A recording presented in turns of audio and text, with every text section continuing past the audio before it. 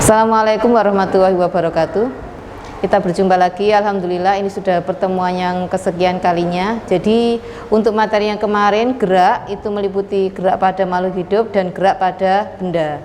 Untuk hari ini kita akan mulai masuk pada gerak benda. Jadi ini nanti sudah materinya berbau-bau fisika ya, disiapkan dulu. Oke, pengertian gerak pada benda adalah perubahan posisi kita terhadap titik acuan. Titik acuannya bisa berupa apapun. Contoh sekarang, misal ini adalah meja ini sebagai titik acuan. Di sini ada dua benda dan misalnya saya adalah benda yang ketiga, atau di sini saya misalnya adalah benda yang bergerak. Titik acuannya adalah meja. Saat saya di sini, lalu saya misalnya melakukan langkah bergerak untuk menjauhi titik acuannya, maka saya dikatakan mengalami gerakan atau saya adalah benda yang bergerak. Tapi tas ini yang berwarna hitam dan kotak yang berwarna putih dikatakan tidak bergerak karena dia tidak mengalami perubahan posisi terhadap titik acuan. Jaraknya pun tetap. Jadi kita review lagi ya. Kalau dia bergerak itu berarti dia mengalami perubahan terhadap titik acuan. Sedangkan mereka yang tidak mengalami perubahan terhadap titik acuan dikatakan tidak bergerak. Itu adalah definisi dari benda yang bergerak. Terus nanti ada yang namanya istilahnya itu adalah gerakan semu. Misalnya kita ada di dalam mobil,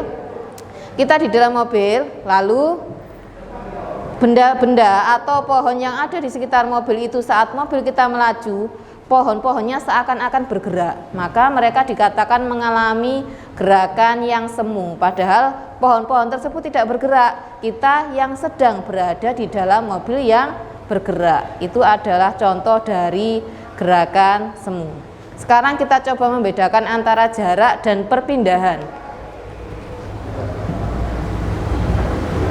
Jarak dan perpindahan.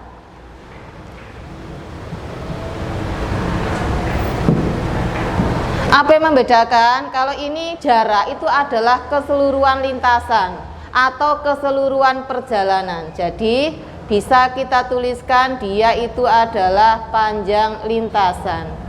Tapi kalau perpindahan itu adalah selisih antara posisi awal dan posisi akhir.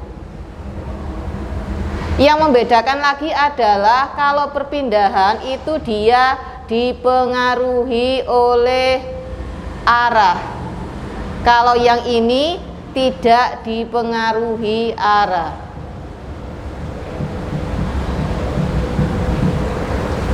Jadi misal kita posisinya ada di rumah. Misal ini adalah rumah Ayu. Lalu dia berangkat ke sekolah. Saat dia berangkat, maka panjang lintasannya itu adalah misalnya 1 meter. Saat dia pulang sekolah, dia menempuh jarak yang sama. Ayu ini kebetulan anak baik-baik, langsung pulang, gak mampir-mampir. Maka dia menempuh juga jarak yang sama. Maka total lintasannya berapa? Keseluruhan perjalanan yang ditempuh si Ayu tadi antara berangkat ke sekolah dan kembali pulang itu adalah jarak tinggal menambahkan 1 meter ditambah dengan 1 meter, maka total yang dia tempuh adalah 2 meter. Jadi sangat sederhana. Kalau dia perpindahan, maka ceritanya menjadi berbeda. Karena dia dipengaruhi arah, langsung saya ambil contoh yang dia itu posisinya dipengaruhi arah. Kita ambil contoh yang sama dulu, misalnya masih tentang si Ayu. Si Ayu tadi berangkat ke sekolah, sama dengan yang tadi. Ternyata dia tidak langsung pulang, tapi dia mampir dulu menuju siapa? Soulmate-nya, temannya dia, misalnya Rumah Sari. Jaraknya sama 1 meter. Yang di sini Misalnya ini anggap saja lebih jauh, dolan ceritane 3 meter. Maka perpindahannya itu adalah ini selisih antara posisi awal dengan posisi akhir. Kalau ada bangun seperti ini, maka kita ingat kembali ada yang namanya itu rumus Pitagoras. Jadi kita sama dengan menghitung sisi yang ini. Nah, perbedaannya di situ. Jadi kalau kebetulan dia searah seperti ini, tinggal dicari selisihnya. Tapi kalau dia membentuk sudut siku seperti ini, kita cari dengan rumus Pitagoras. Oke, jadi untuk kasus perpindahan ini kan dia dipengaruhi oleh arah ya. Jadi misalnya untuk langsung soal ini, si Ayu itu berangkat ke sekolah, dia menempuh jarak 1 meter.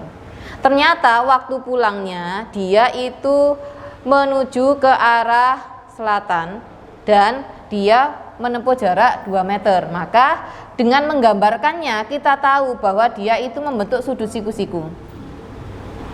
Dan dengan mencari selisih antara posisi awal dengan posisi akhir, kita sama saja dengan mencari sisi miring. Maka kita ingat rumusnya Pitagoras bahwa untuk mencari sisi miring itu bisa didapatkan dengan cara alasnya dikuadratkan ditambah dengan yang tegak dikuadratkan. Maka akan didapatkan 1 ditambah dengan 4 sama dengan 5. Sampai di sini sudah bisa diperbolehkan menemukan jawabannya. Jadi dia adalah akar dari 5 meter. Jika memang terlalu sulit untuk mencari sampai dengan rinci. Sampai di sini sudah dibetulkan jawabannya. Jadi untuk perpindahan itu harus hafal arahnya. Kalau dia panah ke atas otomatis utara. Kalau dia ke sini otomatis selatan. Jadi ini adalah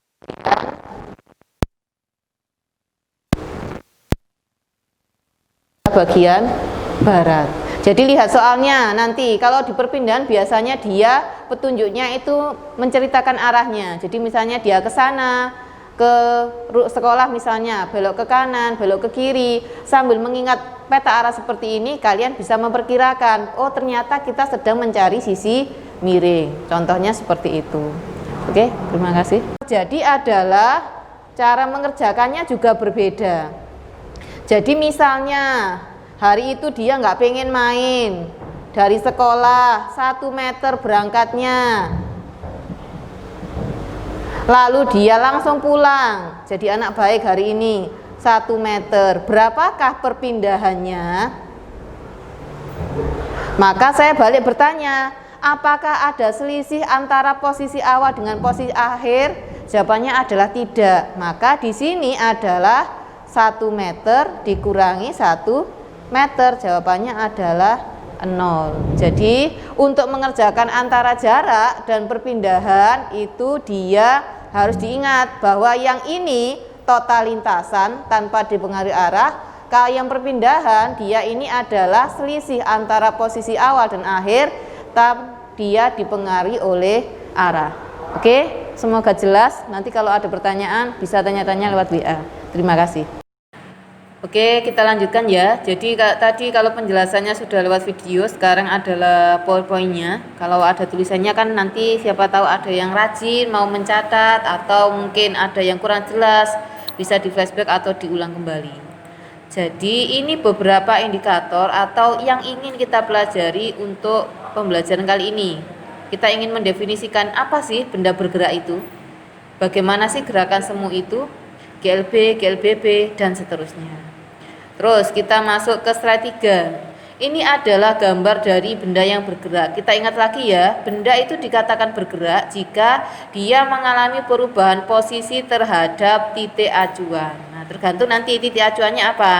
Kita lihat gambar ini, di mana si bapak-bapak penjual kue ya kayaknya. Jadi jelas beliaunya ini melakukan gerakan, tapi seakan-akan pepohonan di sekitarnya itu yang bergerak. Maka dikatakan pepohonan ini mengalami gerakan semu. Sedangkan titik acuannya apa? Titik acuannya bisa jadi berupa aspal ini. Otomatis sepeda itu mengalami perubahan terhadap titik di mana sepeda awalnya itu berpijak atau si aspal yang pertama. Selanjutnya, gerak. Ini pengertian dari gerak semu ya, gerak yang tidak sebenarnya, jadi tidak benar-benar terjadi. Tadi contohnya adalah pohon yang seakan-akan bergerak saat kita berada di dalam kendaraan yang sedang melaju. Oke, terus gerak itu berdasarkan lintasannya disebut sebagai gerak lurus. Gerak lurusnya itu dibedakan menjadi gerak lurus beraturan dan gerak lurus berubah beraturan. Ini adalah yang lintasannya lurus ya. Jadi terus kita jabarkan lagi tadi yang pengertian di awal, perbedaan antara jarak dan perpindahan. Kalau jarak adalah panjang lintasan yang ditempuh, kalau perpindahan itu adalah selisih antara posisi awal dengan posisi akhir dan dipengaruhi oleh arah. Tadi sudah dijabarkan di papan tulis beserta dengan contoh soalnya. Ini juga ada contohnya, yaitu contoh jarak dan perpindahan. Tadi jarak adalah lintasan keseluruhan.